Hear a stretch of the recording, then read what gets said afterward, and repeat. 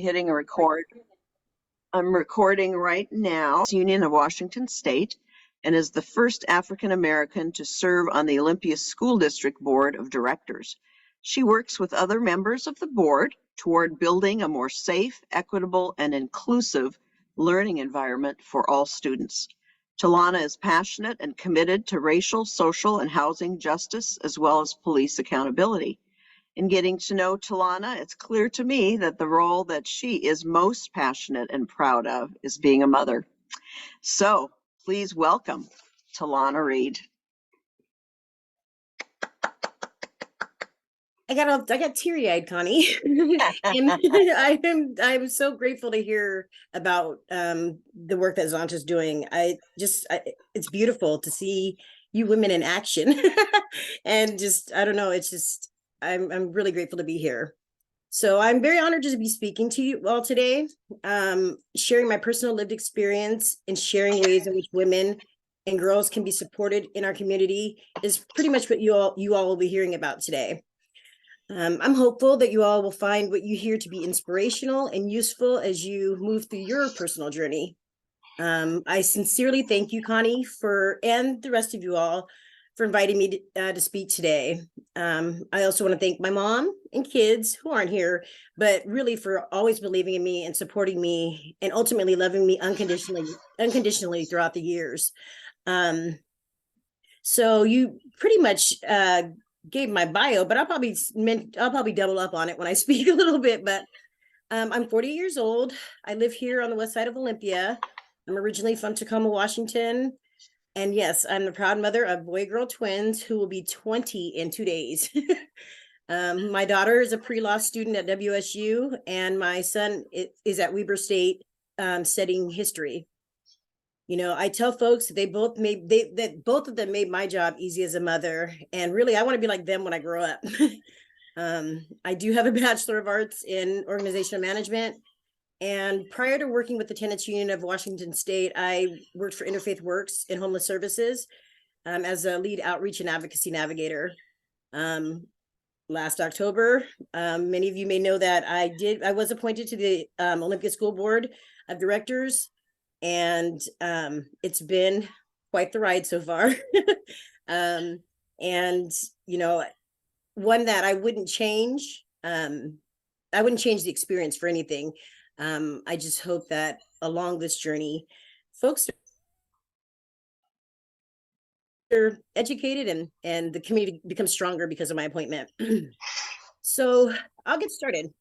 Cracking the code and innovation for a gender equal future is to me not only a great theme for International Women's Day 2023. To me, it's explaining the work that is being done to secure our place as women equal to men in a male-dominant world. I had to read it a few times before it really spoke to me, but finally, I feel like I got my marching orders. What this year's theme speaks to me is that we, women, organizers, activists, leaders, students, teachers, mothers, daughters, mentors, and so on, have important and challenging work to do in order to achieve equality to our male counterparts. We have to be innovative. And all that means is that us women have to figure out what it's going to take to do this. And we're going to have to be like, we're going to have to do like nothing we've ever done before. And hopefully something that is universal and that we all have the power to and energy to do forever. I believe we can do it. After all, we are all more educated than men and have had to work harder to get to where we wanted to be. And once we're finally equal, earning wages we deserve, and are in a place where we have the power to make decisions for the majority, we can't become oppressive, and we can't become oppressive ourselves. Well, growth, you know, some of the stats I'm going to share, many of you probably know, but things that have stuck out to me in preparing for this, growth is strong and unemployment is dropping, but women in Thurston County earn about 68 cents for every dollar earned by our male counterparts. And That's information I got from the YWCA site. And I must also state that this disparity doesn't take into account the other significant factors that affect wage potential, like race, ethnicity, parental status, and LGBT identity, which we all know leads to lower wages. Wage inequities is just one way that businesses and organizations try to put women in their place, and while patting themselves on the back for doing diversity, equity, and inclusion work. In 1970, 12% of women between the ages of 25 and 34 had bachelor's degrees, compared to the 20% of men. In the second quarter of 2022, labor force participation for educated women was about almost 70%. So the question I have is, if women are more educated and make up the majority of the workforce, why are we making less? Really, another question I want to know the answer to is, if there are more of us in the workforce, then why aren't we kicking their butts out of their unearned positions of privilege and power? Now, for the sake of staying on task and sharing how women and girls can be supported, I'll share a story with you. In 2018, my aunt Yvonne McDonald was killed, and law enforcement couldn't seem to solve the crime. I made it my life's work to get to the bottom of it. I would later be criticized by other women in the community for being outspoken and doing what any person in my shoes would have done if they lost a loved one under suspicious circumstances. It was reported by detectives that a city employee, who was a white male, found my aunt's half-dressed body laying on the lawn of a vacant home early in the morning. And while there's evidence contrary to the detectives, to what the detectives reported, they immediately began to defame her by reporting in the local paper that she had track marks and was intoxicated the morning she died. My aunt didn't do drugs. After finally getting the police report, I knew that things weren't adding up. And each of the individuals involved were men, and they all told a different account of what they encountered that morning. Now, while all of those details were important, for the sake of time, again, I'm going to share the biggest connection to gender equality as it relates to the murder of a Black woman. I spent months and months collecting evidence after police concluded their supposed investigation. Doctors concluded the day she died that it was due to excessive bleeding caused by blunt force trauma and hypothermia. Part of what I was able to uncover was that the white male employee that said he found my aunt had a history of lying to his boss and investigators, that early in his 30-year career with the city of Olympia, one of his supervisors said that he should never operate a street sweeper again. After numerous accidents and instances where he hit things and failed to report the accidents, he drove into the garage of a citizen, ran over a fleet of mopeds. His supervisor stated in disciplinary records that he was incompetent and negligent, amongst other things. Yet, when I shared this information obtained from his personnel file and presented it to the city and law enforcement, I was told that this man could not possibly have struck my aunt with his vehicle. At the time of her death, my aunt was working on her PhD. She'd worked for the state of Washington for 25 plus years. Yet her life did not matter, at least not more than that man's life, with a long history of damaging property in his city vehicle. More than that, my aunt was my mentor. She was my best friend. She is the reason, I believe, why my kids are as successful as they are. I broke the generational curse of in my family of lack of education. My aunt was the first person in my family to graduate from college. I was the second, and my kids would be the third and fourth. It's a big deal to me to get justice and to, make sure that, people know that she mattered, that she as a woman meant something. So with that, I'll go on to say that not only has the city prioritized the life of a male over a Black woman, many in our community have supported the same notion. The community cannot claim to be progressive when there is so little progress being made. Women, especially Black women, must be seen as human beings. We are not disposable. Women like my aunt have their lives taken by men time and time again, and they get away with murder. Something innovative would be for corrupt police to be prosecuted. That's new. That would be new in our society, because police officers don't get prosecuted most of the time. Now, I've attempted to turn this tragedy into something meaningful, and that's how I began organizing in the community.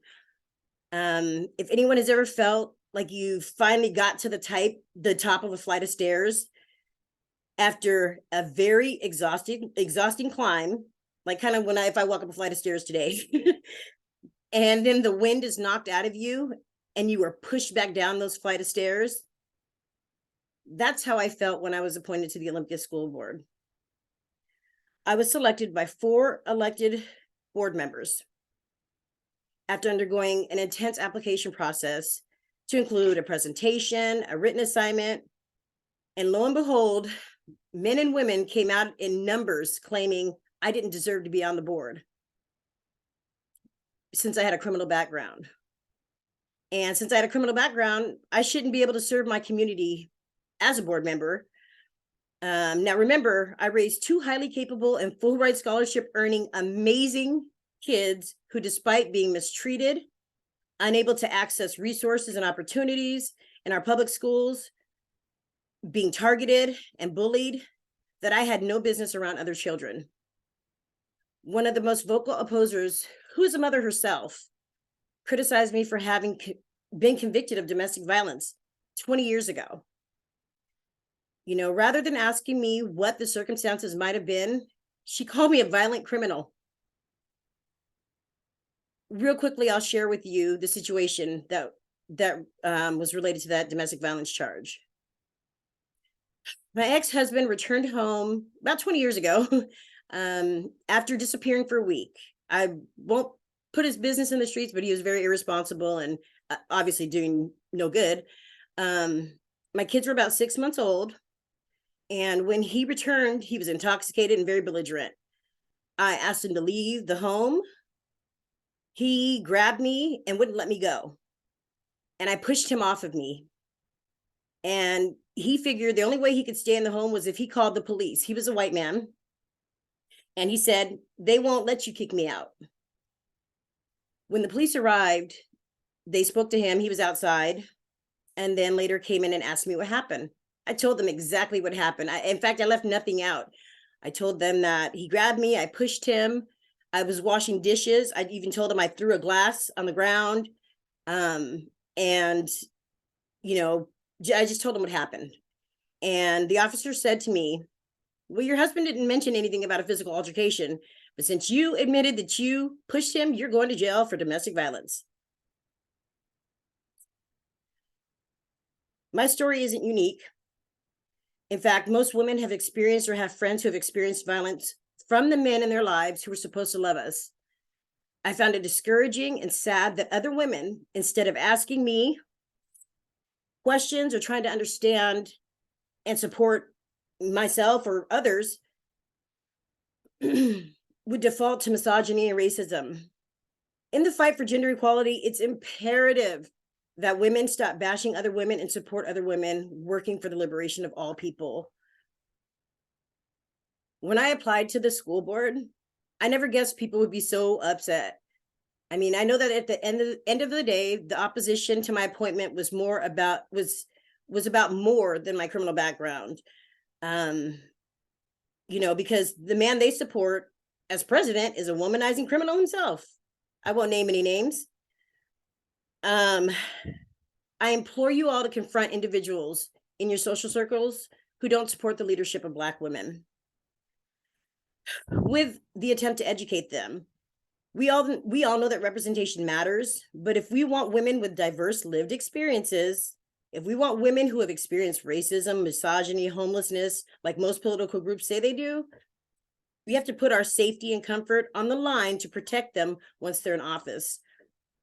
You know, one of my favorite speakers, Lisa Nichols, said the following: people are comfortable with familiar discomfort. Or, excuse me, people are more comfortable with familiar discomfort than they are with unfamiliar new possibility. When I accepted the position as a school board director, I wasn't asking permission to sit at the table. I was gifting this community with a much needed perspective to try to ensure that all students have equitable access to resources and instruction offered by the Olympia School District. I wouldn't be true to the work I've been doing in this community if I personally dimmed my light so that others who were uncomfortable with seeing my truth shine were by default granted permission to blind the community with hate and white dominance by my giving up. You know, Ms. Nichols also has stated, you know, I'm going to take this from her. I want folks who can't handle it to put on their shades and sunglasses and stop throwing shade at me. How's everyone doing so far? I see some people are logging on. I'm not going to hold everybody much longer. Hi, Anne. One last story, and I'll prepare to close. In middle school, my daughter came home upset because she received an A-. Yet, according to the teacher's mark on her math homework, it was 100%. Now, Tana is a genius. I mean, she's just brilliant and has high expectations for herself. But she answered all the questions correctly. And the disturbing part was my daughter was confused. And when I went to look at the paper, I was confused too, because it clearly said that she had 100% on the assignment, but it was marked with an A-. When I went to the school to ask the teacher, who was a white woman, and it was at a middle school here in Olympia, why she gave my daughter an A-, I was told by her teacher that she noticed that Tana put a lot of pressure on herself to get straight A's. And it seemed as though she focused a lot on being perfect. So she wanted to prepare my child for the day she wasn't perfect. She wanted to see if my daughter could deal with not being perfect. She further stated that Tana showed signs of not being able to handle getting less than an A. What a horrible assessment, right? I'm not sure how I sat through that nonsense. I really don't, because I was heated. But know that I made it clear that her job was to teach math and not life lessons to my child. And this became a pattern in the Olympia School District. That was 7th grade. In 8th grade, she did receive a 4.0. You know, she again received a 4.0 and was only a handful of students who was going to be recognized at her graduation. I had that gymnasium full of people to celebrate my daughter's accomplishment. And I think there were 6 or so, maybe 6 or 8 people being recognized. They didn't call my daughter's name, and she earned a 4.0. And again, she wasn't recognized for her, for her achievements. And I almost lost it, but my daughter is so classy. She's just strong. And she looked at me and she shook her head like, Mom, don't flip up tables. don't just, it's okay. And I actually took, the lead from her that day, but I did politely get up and go out and call the principal into the hallway. And I asked him, I said, do you realize you forgot somebody? And he said, I don't think so. I said, Tana Martin, you forgot her. And he looked through, he goes, oh my goodness, I did. Oh, I did forget, overlook it. He didn't have a certificate there for her or anything. I said, well, I'd like to get her certificate and, we'll go ahead and celebrate ourselves. He told me that every printer in the school was not working, so he couldn't print my daughter's certificate that day. And they ended up that they would mail her one, over the summer. About halfway through the summer, she got a certificate and her name was spelled wrong. I mean, insult to injury. And we still have their certificate because, of course, she earned that 4.0. But, you know, in this school system, women and teachers have made it their job to make my daughter feel inferior despite her superior academic achievements. That hasn't stopped her from becoming successful. That hasn't stopped me from encouraging her. That hasn't stopped me from supporting her. That hasn't stopped me from still loving my community enough to serve. That hasn't stopped her from being, you know, I call her a junior activist, you know, from being a leader. Because as a mother, I make it my job. I make it a point to celebrate her achievements, to celebrate everything, celebrate her existence, her excellence. And, you know, I share these stories not at all to, I guess, you know, beat a dead horse, so to speak, I guess, but about, you know, the inequities in our community and the racism that really does exist in our school systems, but to really remind people that it's, I mean, our kids are being held down and held back, or the attempt is being made to do that. And, you know, I shared with Connie yesterday more stories, you know, about, you know, my son and some decisions I had to make in order for him to be successful. And they weren't easy choices. But, you know, in relating this back to my appointment at the school board, you know, I really hope that, you know, as the months pass by, people are at home and they see themselves on Fox News criticizing me. I hope they're able to sit back and be like, damn, she's a woman, she's a person. She's trying to do the same work we're trying to do. And, you know, welcome to the table, you know, welcome to the work or whatever. I just really hope that for people. But so as I get ready to kind of wrap this up, I mean, I didn't have a long speech plan, but you know, to address the wage inequity and other societal norms, there's several innovative ways to work towards gender equality. Governments and organizations can use gender responsive budgeting approaches to identify and allocate funds to address gender inequities. Companies can take steps to promote gender equitable promotions by providing equal opportunities to performance assessments and progression, eliminating bias in the recruitment process, and supporting work-life balance. They can do this by providing education and training opportunities to all women and girls, and they can help them to overcome gender stereotypes and gain access to opportunities that were previously unavailable to them. And, you know, and as you know, as you heard from my daughter's experience, and it's today. I mean, it really needs to happen. You know, when I talk to my executive directors, you know, I don't hold back, but I make sure that I'm a part of the policy committee. You know, anything that has to do with improving the quality of work for everybody, I want to be a part of that process. So employers can create supportive policies and practices that address barriers women face in the workplace by ensuring equal pay for equal work. And in closing, it's, you know, it's crucial that all individuals, regardless of their gender, work collectively to achieve gender equity for women. Women can mentor other women by sharing their experiences, their knowledge, and advice to help them advance in their careers in sponsorship. And sponsorship can give women access to networks and opportunities they might not have otherwise. You know, for the first time in my life, I am unapologetically sharing with you all that I make more than I've ever made in my life. My last job, I was making around $50,000. I'm now at $80,000 a year doing work that I love.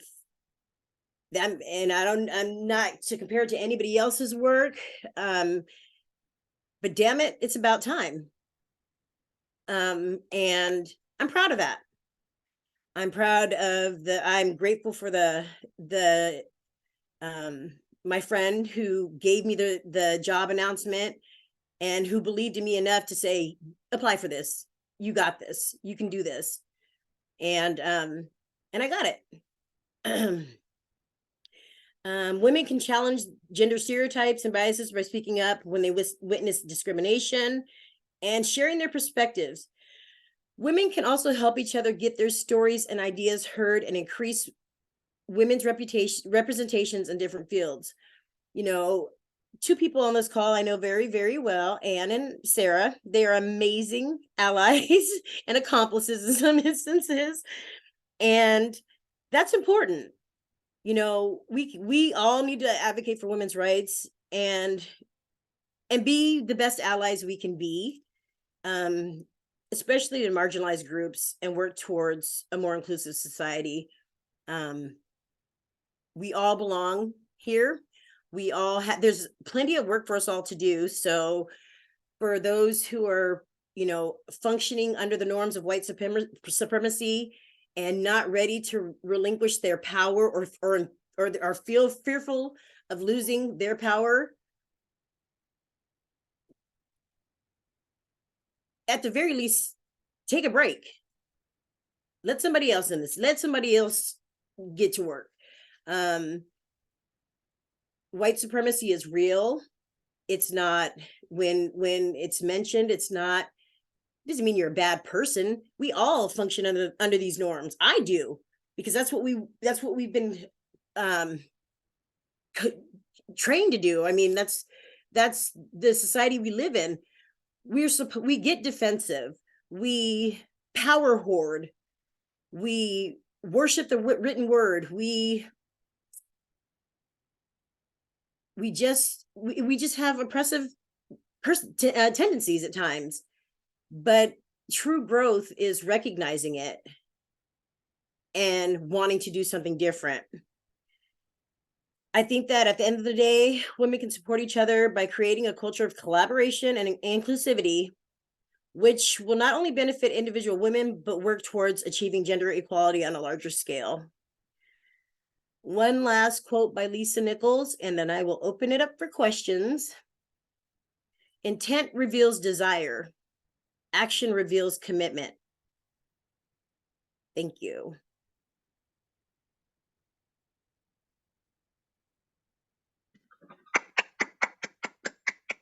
Thank you so much.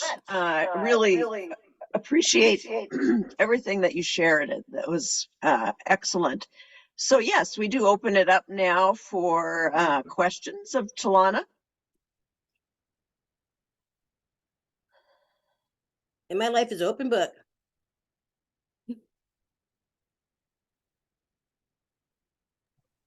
I don't really have a question, but you have every right to be very proud of yourself. Whether you're black, white, or whatever, you've accomplished what you've done on your own with the ability to do what you've done. And I just give you a lot of credit for doing that. Especially going out, like you say, with your aunt with that problem. I give you a lot of credit for that. Thank you. Debbie. Hey, so what's next? I don't stop. Actually, I'm supporting the mother of Timothy Green, who was murdered back in August by Olympia police. How mine and Millie's connection is, it's sad, but I'm just grateful that I know her. The mother of Timothy Green actually cared for my grandmother on her deathbed. Oh. And so she knew my family, she knew my cousins, she knew Yvonne very well. And so 6 months after my grandma passed away, that's when Yvonne was killed. And then now Miss Millie has lost her son to police violence.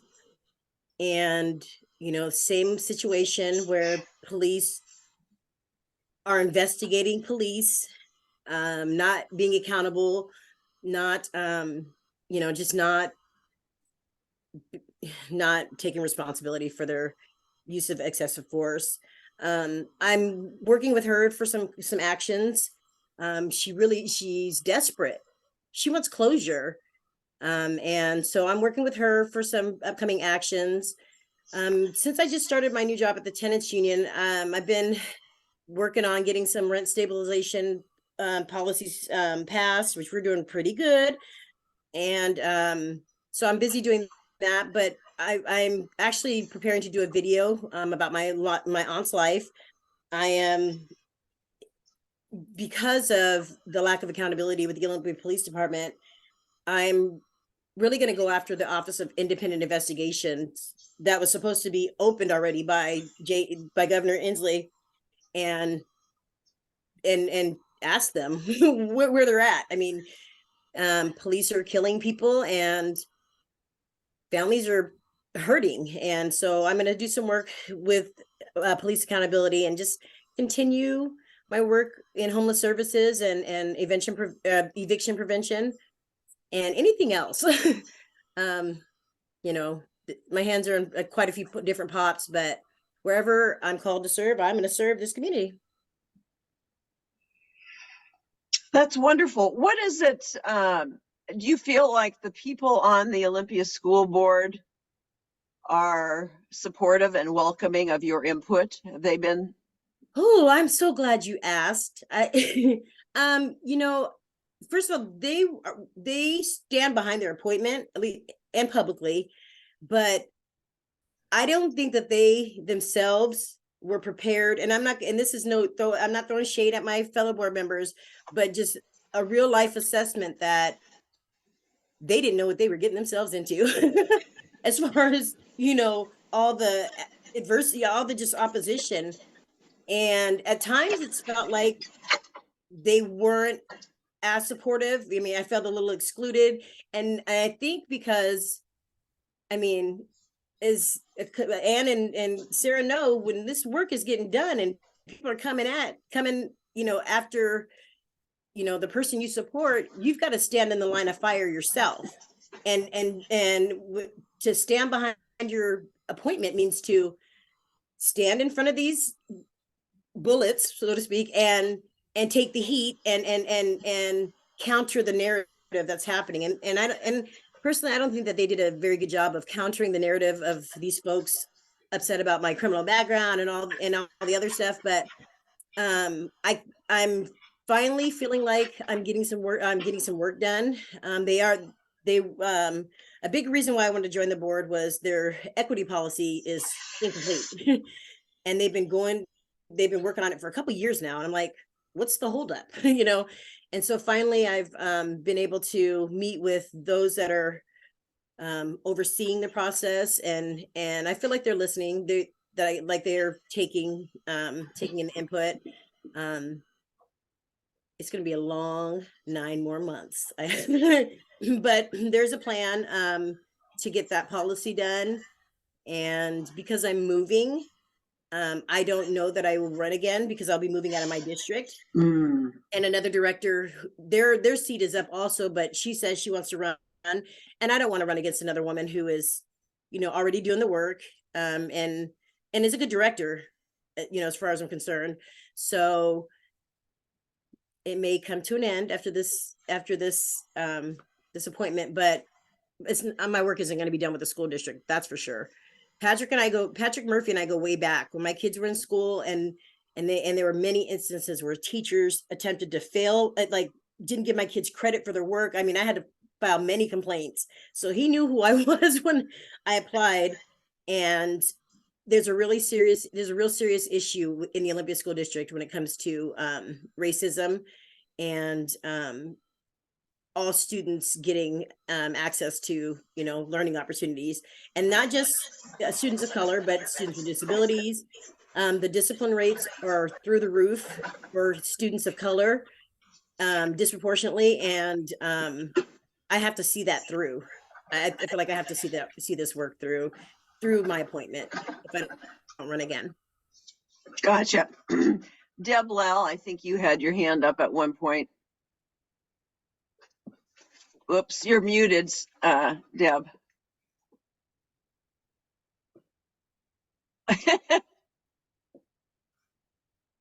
Nope. Still muted.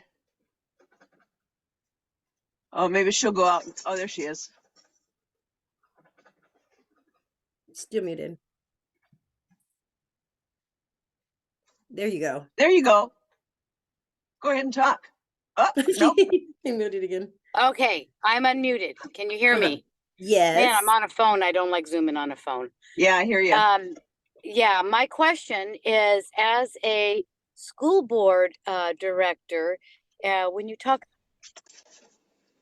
Oh, I can't hear you. I couldn't hear your question.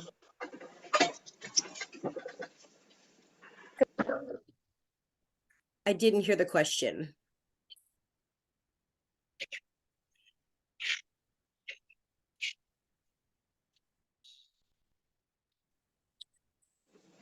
Deb, can you put it in chat on the Can- phone or I'm not? I'm gonna have to forfeit my question. We hear you now, Okay, I can't hear anybody.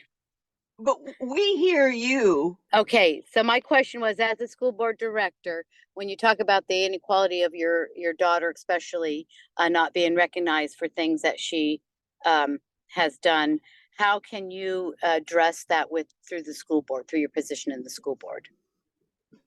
You know, that is a really good question. And I think that, first of all, even in after middle school, that part didn't stop. She graduated with a 3.94 GPA cumulative, and she got 1 A-. And but she was never asked to become a part of honor society. She was never tested for highly capable. Neither of my children were. And so it's a policy issue. It's an equity policy issue where the expectation and the policy states that the district will prioritize ensuring that all students are tested. The data shows for the Olympia School District that white students get these testing opportunities, that white students get these, and Asian students get these opportunities, and that any students of Hispanic students, Black students, and Asian and Pacific Islander students do not even get offered the opportunity. So it's definitely a policy issue and an accountability issue. One of the biggest pushes that I'm doing right now is for a director of diversity, equity, and inclusion, because once we write this policy, who's going to implement it and who's going to oversee it? Right, Not right. the same people who have been, the oppressors, of course. So, in fact, it was mentioned at the last school board meeting that as they're preparing the budget, that it will get kicked back if it doesn't include something, this position in their budget, because it's important. It's going to address a lot of issues in the district. So hopefully that helps. Yeah. Okay, thank you.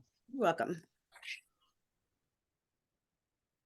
Yeah, I think it's great that you're on the school board and that I could see the work that you're doing now for whatever length of time that you're there, that you could actually be a resource or a consultant to other school boards of how to address these kinds of issues. I mean, I bet you a lot of people would be kind of shocked by your story, really. Yeah, and there's so many, and I get permission from my kids before I share their stories, of course, but because they really want to help other people. And surprisingly, the Olympia School District is one of only a handful of districts that doesn't have an equity policy. And there are 195 school districts in the state, I think, and only a handful don't have them, and Olympia is one of them, which is I want to scream. That's crazy.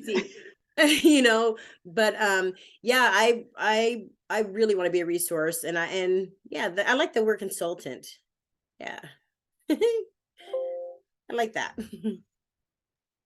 Well, I'm Joan, and I worked for the Olympia School District for 16 years and have been retired for 11. And I'm very angry and sad that, your daughter was treated like that, because it's just absolutely wrong. I ended up spending my time at Lincoln Options, which is, the alternative elementary school. And there, at least, I really felt that, their philosophy was that each child should be taken where they were at. And you would work with that child from that point. And I think, I'm not saying they did it 100%, Right. but, they're really, I think they worked really hard of, working with children, as individuals. And it's unfortunate that that doesn't happen.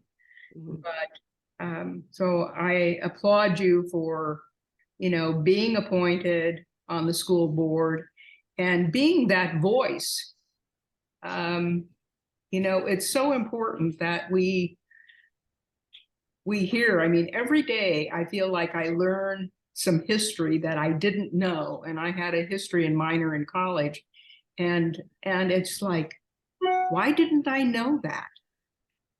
Or why is, something like what happened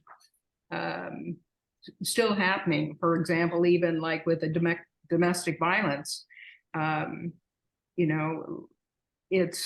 read stories of women, and probably 20 years ago, I think, hopefully not as much today, but, if police officers were called for domestic violence, it was usually they were men who went, and or almost always, and it was the man's story that was believed and not the woman's. Mm-hmm. So we have so much that we need to work on, and I think that's one of the reasons that I've been a member of Zonta International for 40 years, is that we really are trying to improve the lives of women and girls around the world. And so thank you for telling your stories and for continuing to do your work. Thank you. Real quickly, part of what I make it a point to do is also recognize the good work that people are doing, because these stories are important. But I work with Surge, and I always tell the folks in Surge, you know what, I make sure I try to give them credit. I just, to lift them up, because this work is not easy by white people. It's just not. There's a lot at stake. There are pressures that I don't understand, but they're real. In the school district, the coolest thing is there are some principals that have outwardly had my back, and who are under attack too by these same people, because they stood up, and they're male principals, and despite being criticized, doxed, and all that stuff, they outwardly support my appointment, and really appreciate it. And they're at the schools, probably like Lincoln, with the programs for that support, that are higher poverty, but they're pretty incredible, and they've been pretty encouraging. So I do want to give that shout out for sure. I think Carolyn, go ahead, Carolyn. Yeah. I just want to express our thanks and gratitude to you, and really appreciate your sharing your story, and especially as it related to your children and some of the obstacles that they faced, and you helped them overcome. We take a lot for granted as white people. We understand as women being looked at as second-class citizens, but we have privileges that we're not even aware of.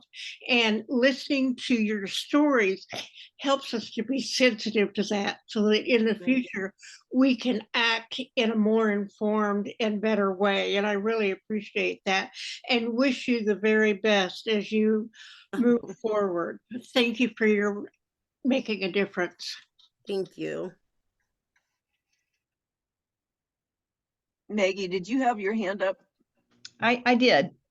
Thank you, Ms. Reed, for your personal stories. It's always painful to hear how when others have been treated so shabbily and not been given equal opportunities. Myself, my own children, you know, their white privilege was there. They did get tested for gifted education. I was on the committee years ago.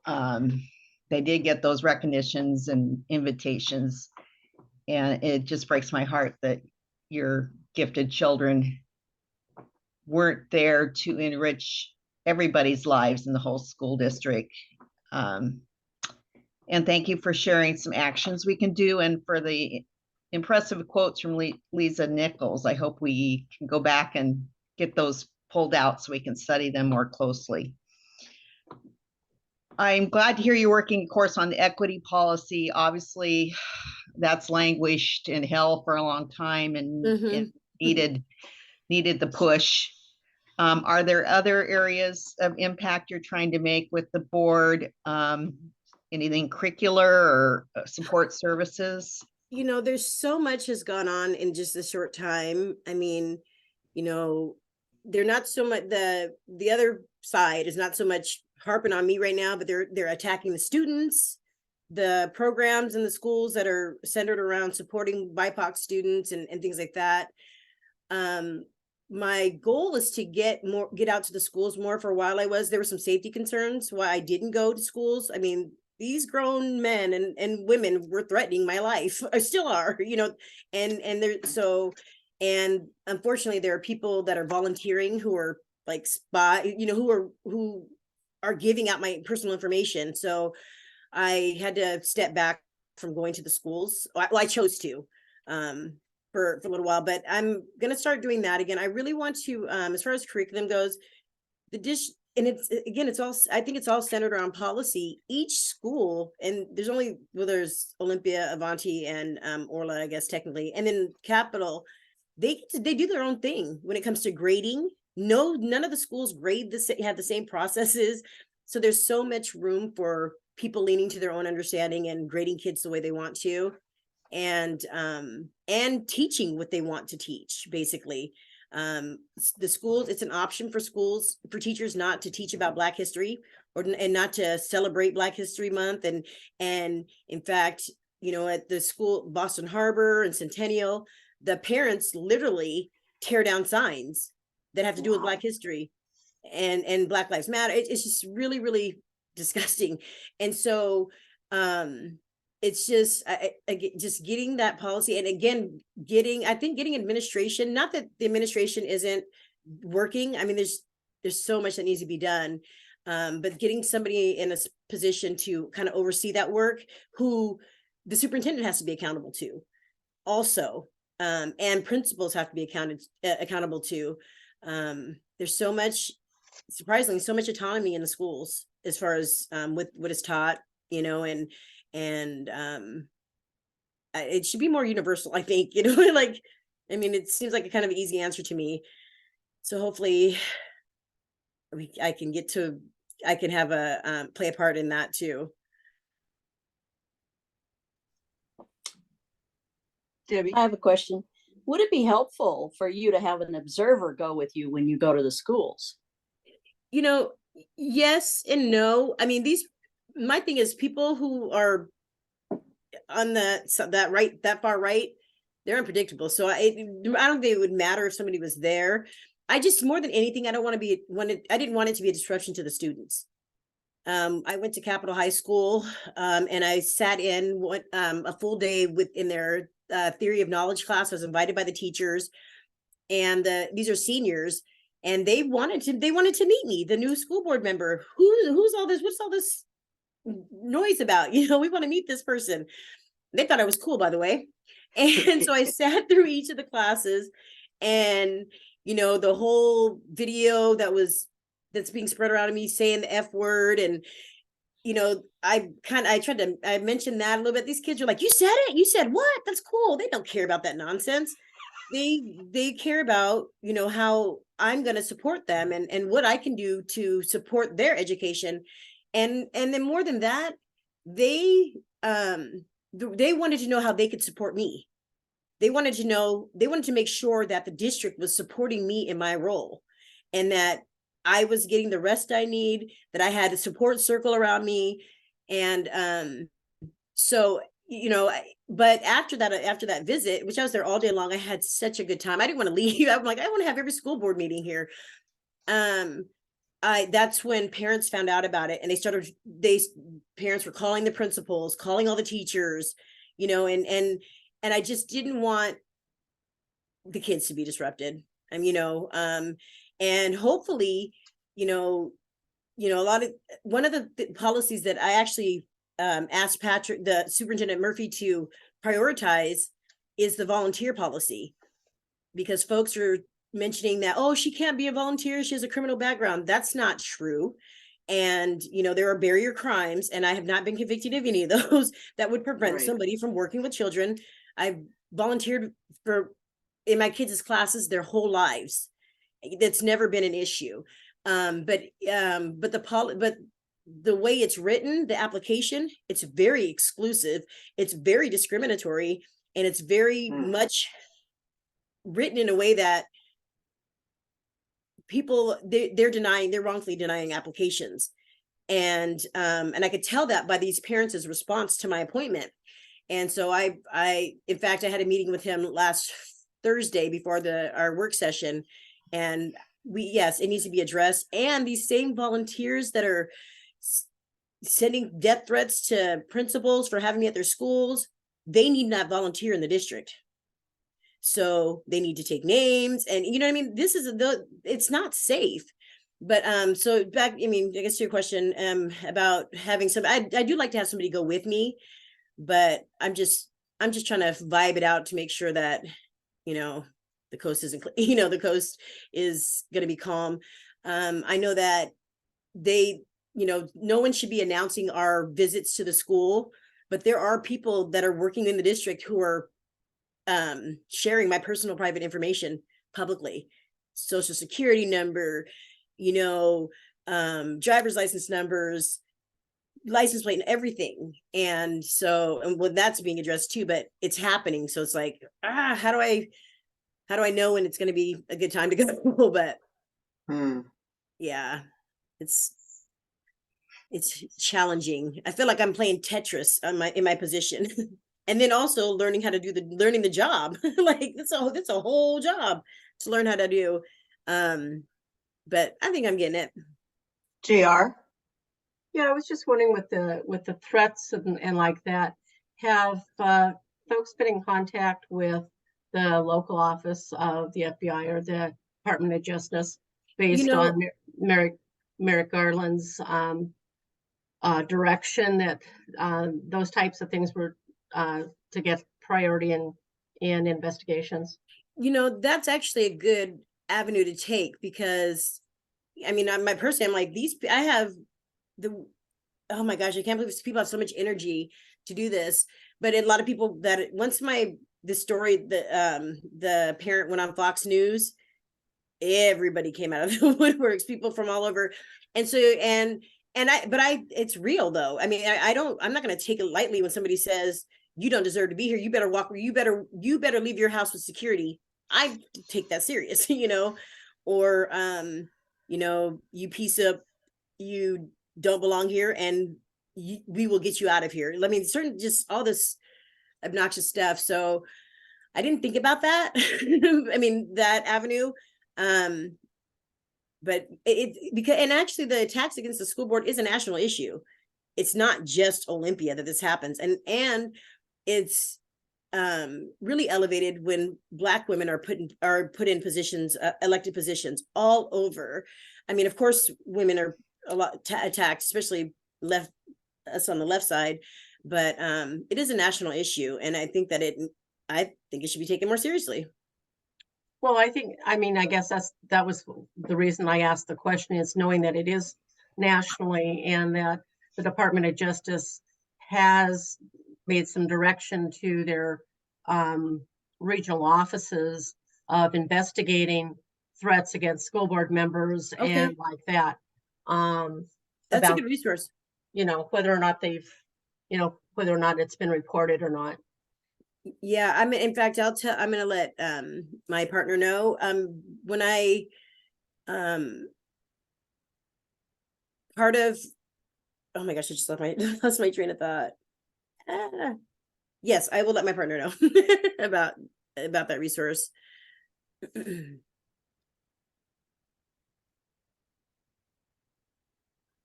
Anyone else?